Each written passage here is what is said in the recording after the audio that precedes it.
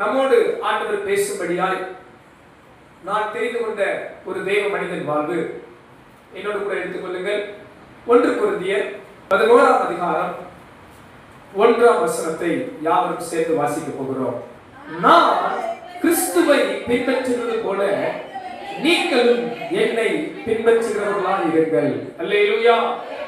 இப்படிப்பட்ட ஒரு தைரியமான வார்த்தையை சொன்ன ஒரு தெய்வ மனிதன், நான் கிறிஸ்து இயேசுவை பின்பற்றுகிறது போல நீங்களும் என்னை பின்பற்றுங்கள் என்று அப்போஸ்தலனாகிய பவுல் அன்றைக்கு கொரிந்தி சபைக்கு எழுதினார். இன்றைக்கு நாம் கற்றுக்கொள்ள போகிற தெய்வ மனிதன் வாழ்வு பவுல் அப்போஸ்தலன். சேர்ந்து சொல்லுங்க, பவுல் அப்போஸ்தலன். அன்பானவர்களே, இந்த அப்போஸ்தலன் என்ற வார்த்தை அப்போஸ்தலோஸ் என்ற பதத்திலிருந்து வந்தது. சென்ட் வித் a மிஷன், ஒரு நோக்கத்தோடு, ஒரு குறிக்கோளோடு, ஒரு செய்தியோடு அனுப்பப்பட்டவர்கள் அப்போஸ்தலர். இந்த பவுல் வாழ்வை பார்க்கும்போது இவர் ஒரு பரிசேயனுக்கு பரிசேயன் போல கமாலியல் பாதத்தில் அமர்ந்து பழைய பிரமாணங்களை, மோசேயின் பிரமாணங்களை கற்று தேறினவர். ஆனால் கிறிஸ்து இயேசுவினால் வருகிற ரட்சிப்பையும் மீட்பையும் அறியாமல் இருந்தார். கிறிஸ்துவை இரட்சகர் என்று ஏற்றுக்கொள்ளாத ஒரு மனிதனாய் இருந்தார். ஆனாலும் கர்த்தர் அவரை தொட்டார். ஒரு காலத்தில் சபையை துன்பப்படுத்தின ஆள், இதுபோல கூடி ஜெபிக்கிற தேவ பிள்ளைகளை துக்கப்படுத்தின நபர், அவரை தேவன் சந்தித்து தேவ ராஜ்யத்தின் அப்போஸ்தலனாய் கர்த்தர் அவரை மாற்றினார். அல்லேலூயா. அதுக்காக உங்களை பார்த்து சொல்லுங்க, நீங்க எப்படி இருந்தாலும் கர்த்தர் உங்களை தேவ சித்தத்தின்படி மாற்ற வல்லவர். அல்லேலூயா. சபையை துன்பப்படுத்தின பவுலை சபையை கட்டுகிற மனிதனாய் மாற்றினார். மீண்டும் சொல்கிறேன், சபையை துன்பப்படுத்தின மனிதனை சபையை கட்டுகிற மனிதனாய் கர்த்தர் மாற்றினார். அந்த மனிதன் வாழ்விலிருந்து இன்றைக்கு சில காரியங்களை நாம் கற்றுக்கொள்ள போகிறோம். அவரது வாழ்வு, அவரது ஊழியம் ஒரு நோக்கத்தோடு இருந்தது போல நீங்களும் நானும் இந்த பூமியில் ஒரு நோக்கத்தோடு இருக்கிறோம். We too sent with a mission. நீங்களும் நானும் இந்த பூமியில் ஏதோ ஒரு நோக்கத்தோடு, ஏதோ ஒரு குறிக்கோளோடு தான் கர்த்தர் நம்மை வைத்திருக்கிறார். எத்தனை பேர் அதை ஏற்றுக்கொள்றீங்க? நீங்களும் நானும் தற்செயலா இந்த பூமியில பிறக்கல. நம்ம we are not an accident. நம்ம ஏதோ எதிர்பாராத விதமா இந்த பூமியில வந்துட்டோம் இல்ல. நம்ம ஏதோ மனுஷ சித்தத்துல, நம்ம அப்பா அம்மா விருப்பத்துல பிறந்துட்டோம் இல்ல. நீங்களும் நானும் தேவ திட்டத்தின்படி, தேவ நோக்கத்தின்படி இந்த பூமியில் வந்திருக்கிறோம். எத்தனை பேர் அதை விசுவாசிக்கிறீங்க? ஹல்லேலூயா. வசனம் சொல்கிறது, அவரை ஏற்றுக்கொண்டவர்கள் எத்தனை பேர்களோ அத்தனை பேர்களும் தேவனுடைய பிள்ளைகளாகும்படி அதிகாரத்தை கர்த்தர் தந்திருக்கிறார். அப்ப இந்த பூமியில நாம், நம்மை தேவன் ஒரு நோக்கத்தோடு அனுப்பியிருக்கிறார் என்றால் அந்த நோக்கத்தை வெற்றியாய் முடிக்க கர்த்தர் நமக்கு பலன் தருவார். அல்லேலூயா. பவுல் வாழ்க்கையில அவர் தனது ஓட்டத்தை, தனது பொறுப்பை வெற்றியாய் முடித்தது போல நீங்களும் நான் இந்த பூமியில வெற்றியாய், நேர்த்தியாய், ஜெயமாய் முடிக்க வேண்டும் என்றால் பின்வருகிற ஒரு 3 காரியங்கள் உங்க ஆவிக்குரிய வாழ்க்கைக்கு மிக ஆசீர்வாதமாய் இருக்கும். பவுலின் வாழ்விலிருந்து நாம் கற்றுக்கொள்ள போகிற ஒரு 3 காரியங்கள், நம்மை கொண்டு தேவன் இந்த பூமியில செய்ய நினைக்கிற காரியத்தை செய்ய வேண்டும் என்றால் இந்த 3 காரியங்களை நீங்களும் நானும் கை கொள்ள வேண்டும். முதலாவது ஒரு காரியம் எடுத்து வாசிக்கலாம். அப்போஸ்தலர் நடவடிக்கைகள் 9ஆம் அதிகாரம் 6ஆம் வசனம். அப்போஸ்தலர் நடவடிக்கைகள் 9ஆம் அதிகாரம், அப்போஸ்தலர் நடவடிக்கைகள் 9ஆம் அதிகாரம் 6ஆம் வசனம். அவன் நடுங்கி திகைத்து, ஆண்டவரே நான் என்ன செய்ய சித்தமாய் இருக்கிறீர் என்றான். ஆமென் சொல்லலாமா? ஆமென். ஹல்லேலூயா. அன்பானவர்களே, முதல் காரியம், இந்த பூமியில் நீங்கள் தேவன் அனுப்பின, தேவன் உங்களை இந்த பூமியில் கொண்டு வந்த நோக்கத்தை நிறைவேற்ற வேண்டும் என்றால் பவுல் வாழ்க்கையில் கற்றுக்கொள்ள வேண்டிய முதல் பாடம், தேவ சித்தத்துக்கு நம்மை முழுமையாக ஒப்பு கொடுக்க வேண்டும். We have to surrender ourselves to the will of God. நம்மை முழுவதுமாக தேவ சித்தத்துக்கு அர்ப்பணிக்க வேண்டும். இங்கே அப்போஸ்தலனாகிய பவுலை முதலில் தேவன் சந்தித்தார். ஆண்டவர் இயேசு தமஸ்குக்கு போகிற வழியில் சடுதியாய் ஆண்டவரை சந்திக்கிறார். ஒரு பிரகாசமுள்ள ஒளி இந்த சவுலை தொட்டது. அவன் கண் குருடாக்கப்பட்டவனாய் மாறுகிறான். பாருங்க, நீங்கள் நானும் ஆண்டவரை தரிசிச்சா, ஆண்டவரே நீர் என்ன தருவீர் கேட்போம். எத்தனை பேர் அப்படி கேட்பீங்க? சோத்திரம். உங்கள்கிட்ட இயேசுநாதர் வந்தா என்ன கேட்பீங்க? ஆண்டவரே இதுக்கு தான் காத்துக்கிட்டு இருந்தேன், உங்களை எப்போது பார்ப்பேன் என்று. ஒரு பாடல் இருக்கு, பழைய பாடல். கேட்டேன் கேட்டேன் கேட்டேன் எப்போது எங்க இயேசு வருவார் என்று. இந்த பாடல் தெரியுமா? நல்லா அருமையான ஒரு பாடல். அதுல பாருங்க, எப்பயாவது இயேசு வந்தா எப்போது வருவீர் என்று எதிர்பார்த்துட்டே இருந்தா மந்தடி பிடிச்சு ஆண்டவரே உங்களுக்காக எவ்வளவு நாள் காத்துட்டு இருக்கோம். இங்க பாஸ்டர் சொல்லிட்டே இருந்தார், இயேசு இருக்கிறார் இயேசு இருக்கிறார். இன்னைக்கு தான் வசமா மாட்டீங்க. இயேசுப்பா பிடிச்சு என்ன பண்ணிடுவோம்? வேண்டதெல்லாம் என்ன பண்ணிடுவோம்? ஒரு லிஸ்ட் போட்டு எனக்கு வந்தது வந்துட்டீங்க. சில பேர் பார்த்தீங்களா, சொந்தக்காரங்க வெளியூர்ல வந்தாங்க, நம்ம கேட்டு திரும்பி வந்தாங்க, வந்துட்டாங்க. என்ன பண்ணுவோம்? முடிஞ்ச அளவுக்கு வந்துட்டீங்க. அம்மா வந்துட்டாங்க, இல்ல பாட்டி வந்துட்டாங்க, யாராவது வந்துட்டாங்க, என்ன பண்ணுவோம்? என்னென்ன வாங்கணுமோ சின்ன பிள்ளைங்க என்ன பண்ணுவோம்? அது விடக்கூடாது. கடை கூட்டு போவோம், அங்க கூட்டு போவோம், இங்க கூட்டு போவோம், என்னென்ன வேணுமோ எல்லாம் கலந்து வாங்கி அப்பா திருப்தி ஆயிடும். அதுக்காக நம்மளுடைய ஏசுல வந்துட்டாங்க என்ன பண்ணுவோம்? ஒன்னையும் விட மாட்டோம். ஏசப்பா வந்துட்டீங்க, ஒரே ஒரு இடம், எல்லாம் ஒரே ஒன்று அப்படின்னு சொல்லுவோம். எல்லாம் ஒரே ஒன்று, ஒரே ஒரு வீடு, ஒரே ஒரு காரு, அப்புறம் ஒரே ஒரு செயின், வேற என்ன கேட்பீங்க? கேட்பீங்க ஒரே ஒரு மோட்டரம். சரி, கையில் சும்மா இருக்கே சப்பா, பிரேஸ்லெட், இது மாதிரி ஒன்னே ஒன்னு கேட்டு வாங்கிடுவோம். ஆனா பாருங்களேன், இந்த தெய்வ மனிதன் பாருங்க, ஆண்டவர் இயேசுவை தரிசித்த போது, ஆண்டவரே நான் என்ன செய்ய நீர் சித்தமாயிருக்கு.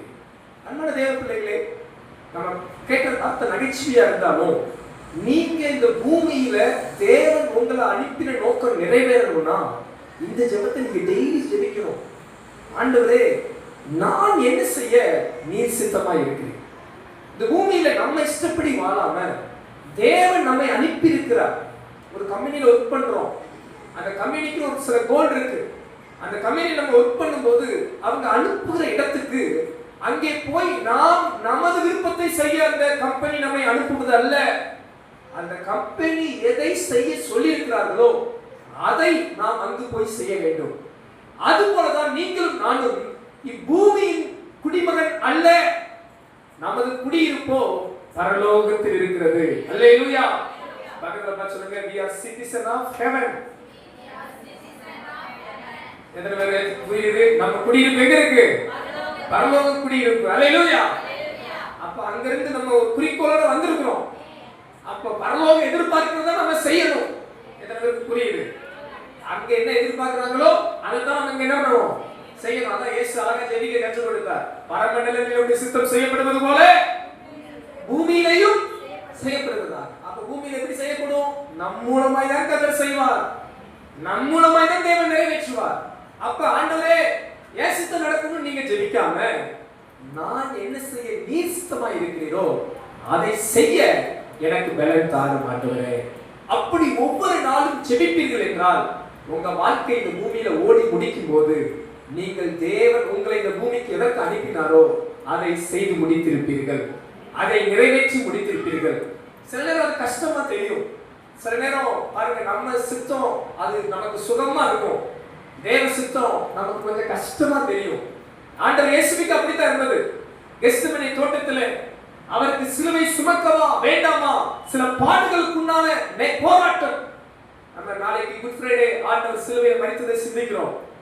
அன்று அது இரவு அவர் பட்ட வேதனை அவருக்கு தான் தெரியும். வேத வசனம் சொல்லுது, அவர் ஜெபிக்கும் போது அவருடைய வேர்வை துளிகள் இரத்த துளிகளாய் இருந்ததாம். யோசித்து பாருங்க, பிளட் வெசல்ஸ் எவ்வளவு பிரஷர், எவ்வளவு மென்டல் பிரஷர். அவருடைய வேர்வை வரும்போது இரத்த துளிகள் வரத்தக்கதாக மன உளைச்சல். ஆண்டவரே இந்த அவமானத்தை நிந்தையை நான் எப்படி சகிக்க போகிறேன் என்ற பெரும் போராட்டம். ஆனால் இயேசு எப்படி ஜெபிக்கிறார்? என் சித்தம் அல்ல உம் சித்தத்தின்படியே ஆக கடவுள்.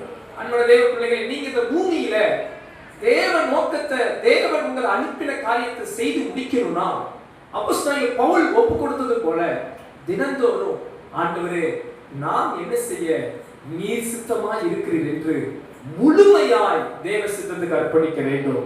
நீங்க அர்ப்பணிச்சு ஜெபிச்சா மட்டும் பத்தாது, அதை செயல்படுத்த வேண்டும், அதை செய்ய வேண்டும். கர்த்தர் உங்களை நிச்சயமாய் ஆசீர்வதிப்பார். கரங்களை உயர்த்தி ஆமென் சொல்லுங்க. அல்லேலூயா. இரண்டாவது ஒரு காரியம், இந்த பூமியில் நாம் தேவன் அனுப்பின நோக்கத்தை நிறைவேற்ற பவுல் வாழ்க்கையில் கற்றுக்கொள்கிற காரியம். பிலிப்பியர் எழுதின நிருபம் 3ஆம் அதிகாரம் 8வது வசனம். பிலிப்பியர் 3:8. அது மாத்திரமல்ல, பிலிப்பியர் 3:8, அது மாத்திரமல்ல, என் கர்த்தராகிய கிறிஸ்து இயேசுவை அறிகிற அறிவின் மேன்மைக்காக எல்லாவற்றையும் நஷ்டம் என்று எண்ணிக்கொண்டிருக்கிறேன். ஒரு ஆமென் சொல்லுங்க. ஆமென். ஹல்லேலூயா. இரண்டாவது காரியம், நல்லா கவனிங்க அன்பானவர்களே. இந்த பூமியில தேவன் நம்மை அனுப்பின நோக்கத்தை நிறைவேற்ற வேண்டும் என்றால் இரண்டாவது காரியம், ஆவிக்குரிய ஆசீர்வாதங்களுக்காக சில பூமிக்குரிய காரியங்களை நாம் வெறுக்க வேண்டும். ஆவிக்குரிய ஆசீர்வாதங்களுக்காக சில பூமிக்குரிய அநித்தியமான சிற்றின்பங்கள், சந்தோஷங்கள், காரியங்களை நாம் வெறுக்க ஆண்டவர் நமக்கு பலன் தருவாராக. எத்தனை பேர் ஆமென் சொல்ல முடியும்? ஹல்லேலூயா. நீங்க அப்போஸ்தலனாகிய பவுல் சொல்கிறார் பாருங்கள், லாபமானவைகளை நஷ்டம் என்று கருதுகிறார். அது மட்டுமல்ல, கிறிஸ்து இயேசுவை குறித்து அறிகிற அறிவின் மேன்மைக்காக எல்லாவற்றையும் அவர் என்ன பண்றாரா? நஷ்டம் என்று எண்ணிக்கொள்கிறார். இயேசுவை அறிகிற அறிவின் மேன்மை தான் பெருசு. கிறிஸ்துவை அறிகிற காரியம் தான் எனக்கு பெருசு. ஆவிக்குரிய ஆசீர்வாதம் தான் பெருசு. ஆவிக்குரிய நன்மை தான் பெருசு. அதற்காக மற்ற எல்லாத்தையும் நான் நஷ்டம் என்றே கருதுவேன் என்று சொல்கிறார். அல்லேலூயா. ஆனா இன்னைக்கு சபையார் அப்படி இருக்கிறாங்களா? ஆவிக்குரிய ஆசீர்வாதத்துக்கு முதன்மைப்படுத்துறாங்களா? ஆவிக்குரிய காரியங்களுக்கு முதன்மைப்படுத்துறாங்களா? இந்த பூமியில நீங்க பரிபூர்ணமா தேவ சித்தத்தை நிறைவேற்றணும்னா இந்த அப்போஸ்தலனாகிய பவுல் போல உங்களுக்கு எனக்கு ஒரு தீர்மானம் வரணும். ஆவிக்குரிய ஆசீர்வாதத்துக்காக பூமிக்குரிய சில காரியத்தை நஷ்டமா, குப்பையா விட்டுவிட ஆண்டவர் நமக்கு பலன் தருவாராக. சில நேரம் அதை விட நமக்கு மனசு இருக்காது. சில நேரம் அந்த காரியத்தை ஒதுக்க நமக்கு மனசு வராது. ஆனா பாருங்க, நீங்க ஆவிக்குரிய ஆசீர்வாதத்தின் மேன்மையை புரிஞ்சுக்கிட்டீங்கன்னா அதை விடுவீங்க. ஆவிக்குரிய ஆசீர்வாதத்தின் உன்னதத்தை உணர்ந்துக்கிட்டீங்கன்னா அதை தூக்கிட்டு நம்ம போக முடியாது. குறிப்பா மலை உயரம் சிகரங்கள் ஏறுகிறவங்களை பார்த்தீங்கன்னா, குறிப்பா உயரமான இந்த எவரெஸ்ட் சிகரங்கள் போன்ற மலைகளில் ஏறுகிறவங்க ரொம்ப வெயிட் வச்சுட்டு நம்ப மாட்டாங்க, ஏற மாட்டாங்க. ஏன்னா ஒரு தனி மனிதனை ஏறுவது கடினம். அவன் ஏறும்போது என்ன பண்ணுவாங்கன்னா, ரொம்ப நெசசரியான அத்தியாவசியமான தண்ணி, அவங்களுக்கு தேவையான சத்து, குளுக்கோஸ், இது மாதிரி காரியத்தை மட்டும்தான் பேக்ல வச்சுக்குவாங்க. வைத்து கொண்டுதான் உயர ஏற முடியும். அது போலத்தான் நீங்களும் நானும் உன்னத ஆசீர்வாதத்தின் பிள்ளைகள், தேவ ராஜ்யத்தின் பிள்ளைகள். அப்படி ஓடிக்கொண்டிருக்கிற நாம் சில உலகக்குரிய பாவத்தையும் உலகத்தின் சிற்றின்பங்களையும் அநித்தியமான காரியங்களை பிடிச்சுக்கிட்டு ஓடுவது கூடாத காரியம்.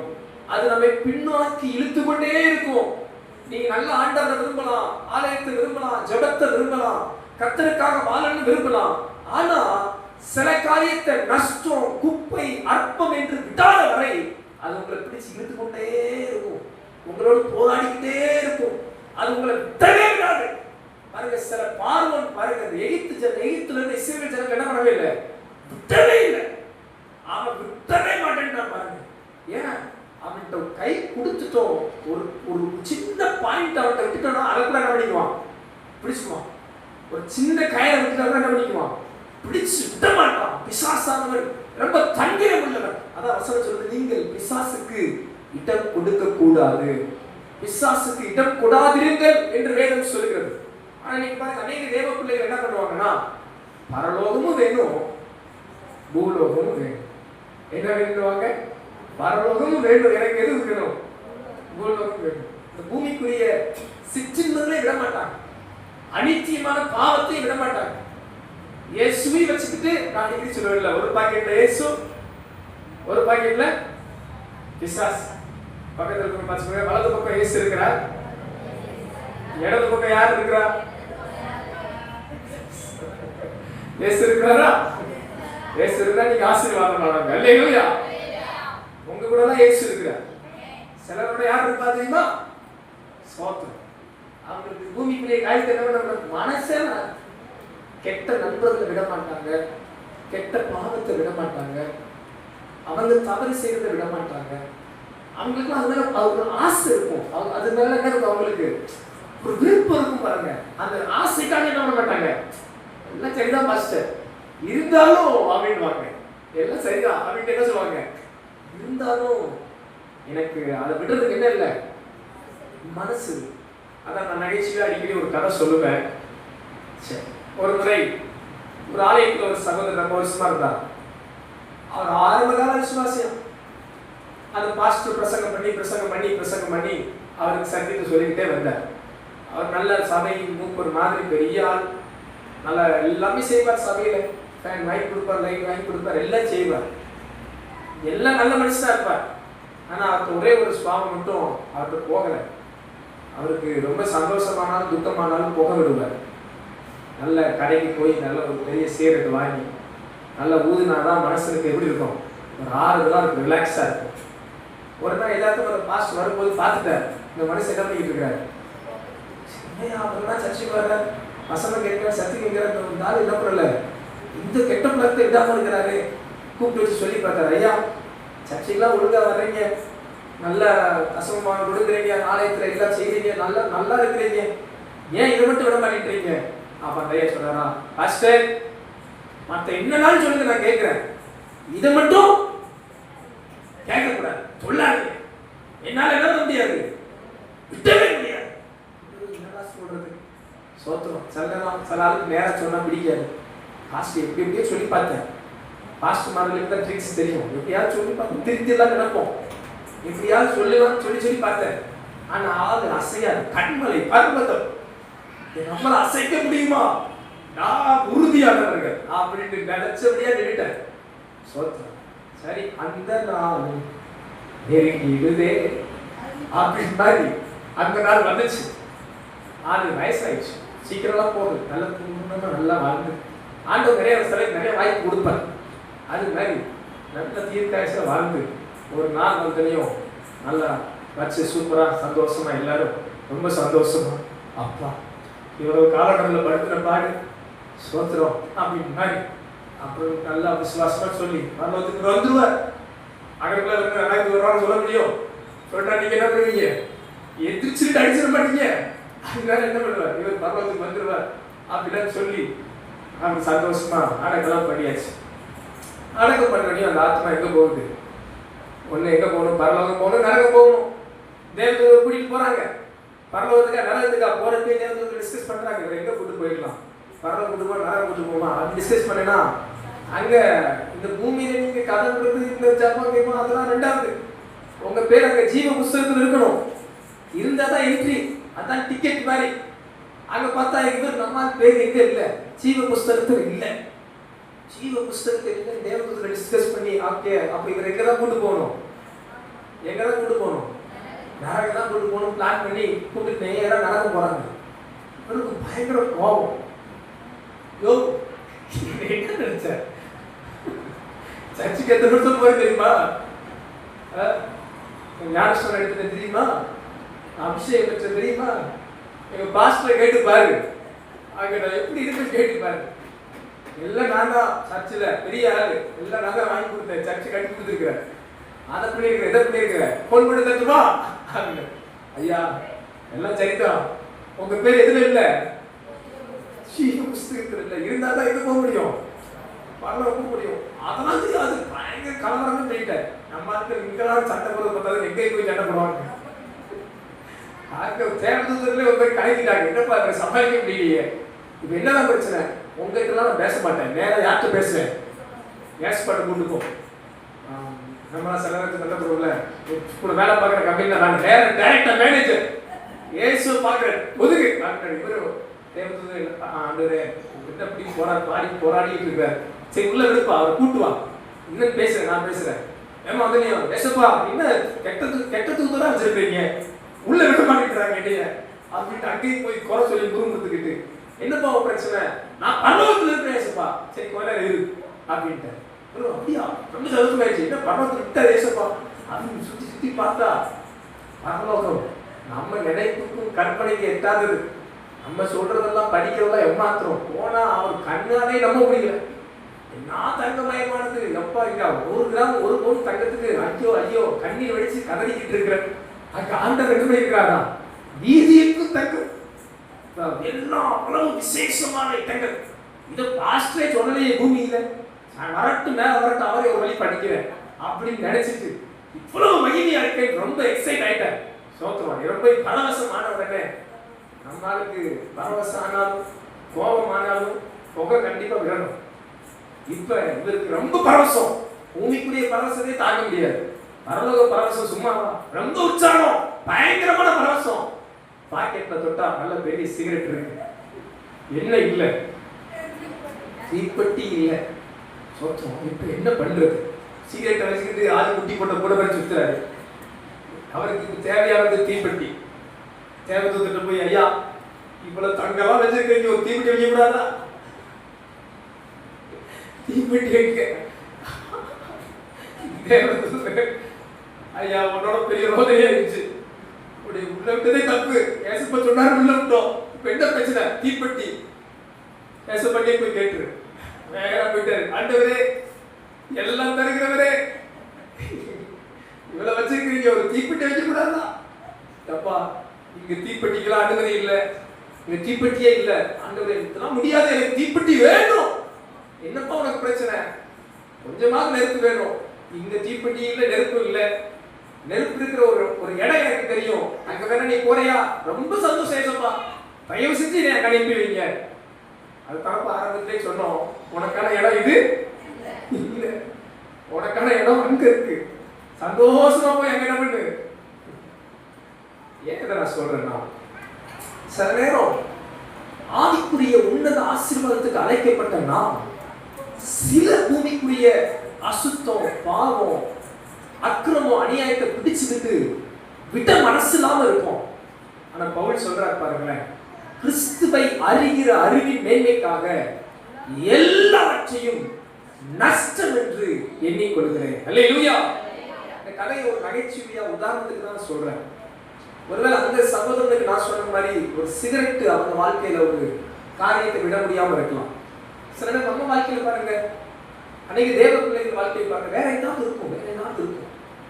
என்னதான் இருந்தாலும் சில காரியத்தை நம்ம விடவே மாட்டோம். சில அசுத்தத்தை விட மாட்டோம், சில கெட்ட சுவாபத்தை விட மாட்டோம், சில கெட்ட காரியத்தை விட மாட்டோம், சில பொல்லாத விட மாட்டோம், சில பிடிச்சுக்கிட்டே இருக்கும் நினைப்போம். ஆனா பவுல் சொல்லுகிறார், அவைகளை நான் நஷ்டமும் குப்பையுமா எழுதுகிறேன். 11ஆம் வசனத்தை வாசிக்கிறேன். அவருக்காக எல்லாவற்றையும் நஷ்டம் என்று விட்டு குப்பையுமாக எண்ணுகிறேன். அல்லேலூயா. அன்பான தேவ பிள்ளைகளே, சில பாவத்தை நீங்க குப்பையா எண்ணணும். எத்தனை பேர் ஆமென் சொல்றீங்க? இப்ப நம்மளே சில நினைக்கிறோம் பாத்தீங்களா, சில நேரம் ரொம்ப அசுத்தத்தில் ரசிக்கப்பட்டவங்க, உதாரணமா குடியிலிருந்து ரசிக்கப்பட்டவங்க எல்லாம் பேசும்போது சொல்லுவாங்க, ஐயோ பாஸ்டர் எப்படிதான் நான் குடிச்சேனே தெரியல அப்படின்வாங்க. அப்ப எத்தனையோ காரியத்தில் நம்ம தப்பிச்சு வந்துட்டோம். ஆனா பாருங்க, இன்னும் சிலதை விட மாட்டோம், இன்னும் சில காரியத்தை தாம வச்சிருப்போம். சில தேவ பிள்ளைகள் அப்படி இருப்பாங்க, சில பிள்ளைகளால விட முடியாது பாருங்க. சில அசுத்தங்களை தாம வச்சுக்குவாங்க, எஸ்பாய் பிடிச்சிட்டு அதையும் பிடிப்பாங்க. இல்ல, அசுத்தத்தையும் குப்பையையும் விட்டுவிட கர்த்தர் பலன் தருவாராக. மோசே அநித்தியமான பாவ சந்தோஷத்தை காட்டிலும் தேவ ஜனத்தோடு துன்பத்தை அனுபவித்தார். உங்களை தாழ்மையா உற்சாகப்படுத்துறது, பூமிக்குரிய அநித்தியமான காரியத்தை பிடிச்சுக்கிட்டு இருக்காதீங்க. அநித்தியமான பாவங்கள், அசுத்தங்கள், தீங்குகள், பொல்லாப்புகளை பிடிக்காதீங்க. சில பாருங்க, சில நட்புக்காக ஆண்டவர் விட்டுருவாங்க. சில பாருங்க, ஒரு சின்ன விளையாட்டுக்காக ஆண்டவர் விட்டுருவாங்க. சின்ன ஒரு பணத்துக்காக ஆண்டவர் விட்டுருவாங்க. யூதாஸ் காரியத்தை 30 வெள்ளிக்காசுக்காக ஆண்டவர் விட்டான். ஐயோ அந்தோ பரிதாபம், 30 வெள்ளிக்காசுக்காக இயேசு விட்டாயே. இது இன்னைக்கு அநேக தேவ பிள்ளைகள் சில ஆயிரங்களுக்காக, சில நூறுகளுக்காக, ஏன் சில ரூபாய்க்காக, ஒரு சில டீக்காக ஆண்டவர் விட்டுருவான். ஒரு டீக்காக என்ன பண்ணிடுவான்? இயேசு விட்டுருவான். இப்படி சில அநித்தியமான காரியத்துக்காக கர்த்தரை விட்டு விடுவார்கள். ஆனா அப்போஸ்தலனாகிய பவுல் அப்படி அல்ல. நஷ்டம், குப்பை என்று கர்த்தருக்காக உலக காரியத்தை விட்டான். இந்த மாதிரி எல்லாரும் நான் உற்சாகப்படுத்துகிறேன். ஆவிக்குரிய ஆசீர்வாதத்துக்காக சில பூமிக்குரிய காரியத்தை வெறுத்து தள்ளுங்க. வெறுத்து தள்ள ஆவியானவர் உங்களுக்கு பலன் தருவாராக. அப்படி நீங்கள் வெறுக்கும் போது ஆவிக்குரிய மேன்மையை காண்பீர்கள், கிறிஸ்துவை இன்னும் அறிவீர்கள், கிறிஸ்துவுக்குள் இன்னும் பெருகுவீர்கள், கிறிஸ்துவுக்குள் இன்னும் வளருவீர்கள். இந்த பூமியிலே தேவன் உங்களை கொண்டு வைத்திருக்கிற நோக்கத்தையும் திட்டத்தையும் நிறைவேற்றுவார். கரங்களை தட்டி ஆண்டவரை மகிமைப்படுத்தலாமா? நல்ல கரங்களை தட்டி, உற்சாகத்தோடு கரங்களை தட்டி, நீங்களும் நானும் ஆவிக்குரிய ஆசீர்வாதங்களை சுதந்திரிக்க பெற்றுக்கொள்ள தேவன் முன்குறித்திருக்கிறார். அல்லேலூயா. கடைசி ஒரு காரியம் சீக்கிரம் முடிச்சிடுறேன். இந்த பூமியில நம்மை கொண்டு தேவன் செய்ய நினைக்கிற காரியம் செய்யணும்னா முதல் காரியம் தேவ சித்தத்துக்கு நம்மை ஒப்பு கொடுக்க வேண்டும். We have to surrender fully, completely to the will of God.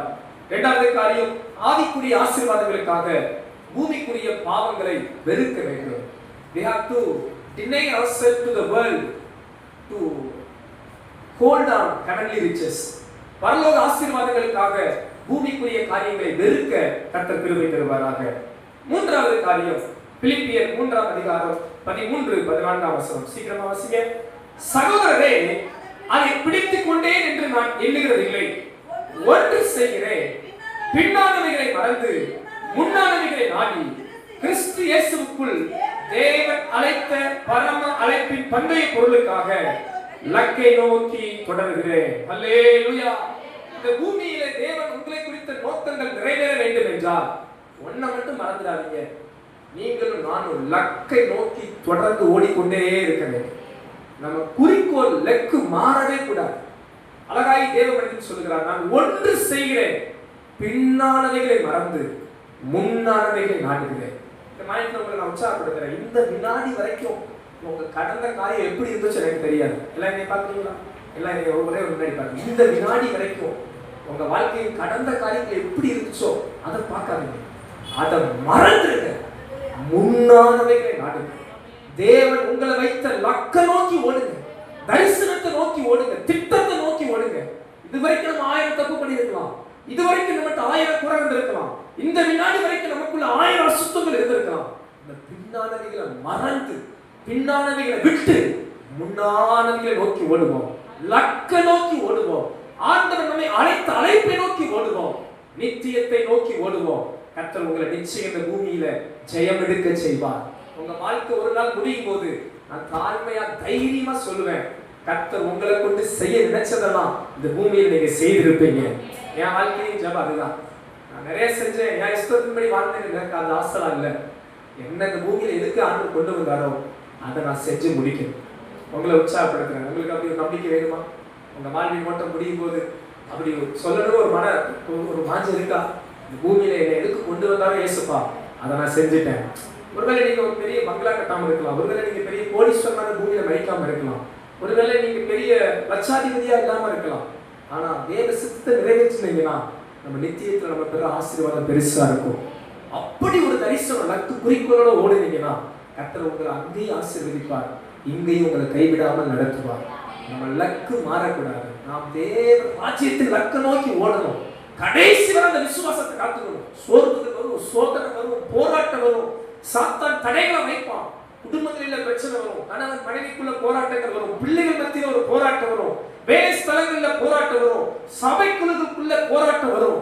ஆனா லக்க விடக்கூடாது, குறிக்கோளை விடக்கூடாது, தரிசனத்தை விடக்கூடாது.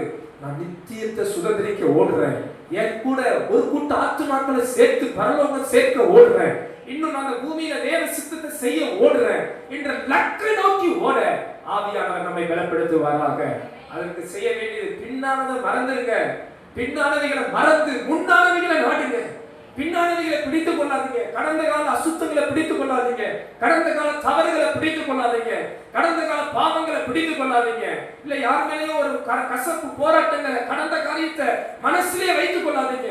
அவைகளை நீக்கிவிட்டு லெகுவாய் தரிசனம், லக்கு, நோக்கம் அதையே நினைத்து ஓடுவீர்கள் என்றால் நிச்சயம் சொல்ல முடியும், நீங்க ஓட்டத்தை ஜெயமா முடிப்பீங்க. இந்த 40 நாள் ஜெபத்துல இவ்வளவு காலம் நீங்க ஜெயமா வந்திருக்கிறீங்க. கர்த்தர் உங்க வாழ்நாள் எல்லாம் ஜெயமாய் முடிக்க பண்ணுவார். அப்போஸ்தலன் பவுல் சொன்னது போல நல்ல போராட்டத்தை போராடினேன், ஓட்டத்தை முடித்தேன், எனக்கு ஒரு ஜீவ கிரீடம் உண்டு என்று நீங்களும் நானும் நித்திய ராஜ்யத்தில் சொல்லுவோம். கர்த்தர் நமக்கு அந்த ஜீவ கிரீடத்தை எல்லாருக்கும் தருவார். உங்க தலையில் அந்த ஜீவ கிரீடம் வைக்கப்படுவதை பார்க்க வாஞ்சையாய் இருக்கிறேன். இந்த பூமியில அவருக்காக நீங்க ஓட்டி முடித்து நித்திய ராஜ்யத்தில் உங்களுக்கான ஒரு கிரீடம் வைக்கும் போது அதை நீங்கள் வைக்கப்படுவதை பார்க்க நான் மனவாஞ்சையா இருக்கிறேன். கர்த்தர் உங்களை அப்படியே ஆசீர்வதிப்பாராக. பவுல் ஒரு அப்போஸ்தலனாய் ஒரு நோக்கத்தோடு குறிக்கோளோடு அனுப்பப்பட்டது போல உங்கள் வாழ்வும் என் வாழ்வும் ஒரு நோக்கமும் குறிக்கோளும் இருக்கிறது. அதை நிறைவேற்ற 3 காரியம் முக்கியம். முதலாவது, தேவ சித்தத்துக்கு நம்மை ஒப்புக் கொடுக்க வேண்டும். இரண்டாவது, ஆவிக்குரிய காரியங்களை முன்னிலைப்படுத்தி பூமிக்குரியவர்களை வெறுத்து தள்ளி கர்த்தருக்காக வாழ வேண்டும். மூன்றாவது, கடைசி வரை இலக்கை நோக்கி ஓட வேண்டும். பின்னானவைகளை மறந்துருங்க, முன்னானவைகளை நாடுங்க. கர்த்தர் உங்களை ஆசீர்வதிப்பார்.